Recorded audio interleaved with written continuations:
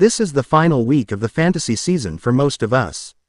As we reflect back on 2024, the theme has been surprises. It's been a roller coaster of a season for real football and fantasy football alike. Expect the unexpected, might as well have been our motto this year. That made it particularly hard to decide, as this piece aims to do, what we should trust and what we should ignore.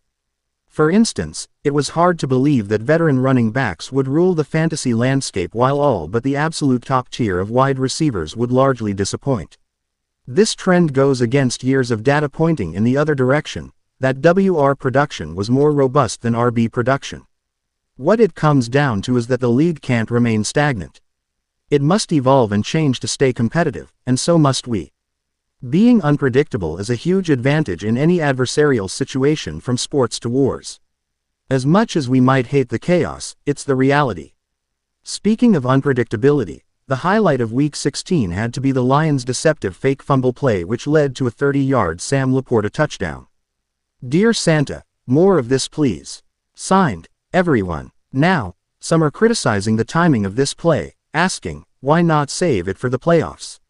I say, the next time the Lions actually fumble the ball, defenses are going to have trick play in their minds and not be quick enough on the recovery, giving the Lions an advantage twice on the same play. General, this is a great time to reflect on your fantasy season, honestly reviewing what worked and what didn't. Take notes. You won't look back on the 2024 season the same way 8 months from now. Your memories will be warped by time but also by results from the combine, the draft, training camp, preseason, etc. But we still have 1 week left, so with the last fact or fluke of 2024, let's look ahead once more to how we can win Week 17. Tips to win the fantasy championship or third place in Week 17.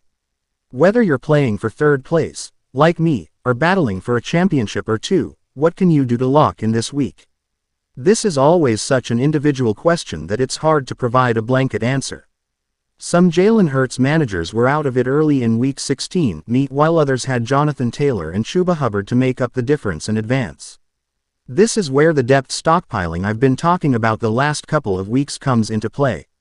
There are a few players who are seriously questionable for Week 17, including Hurts, Kenneth Walker III and James Conner, who probably played a big role in getting you here.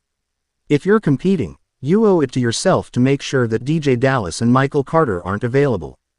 This is true whether you had Conner or not, even if you wouldn't consider starting either of them, and you shouldn't against a better-than-average Rams run defense. You can't let your opponent take any advantage you could prevent.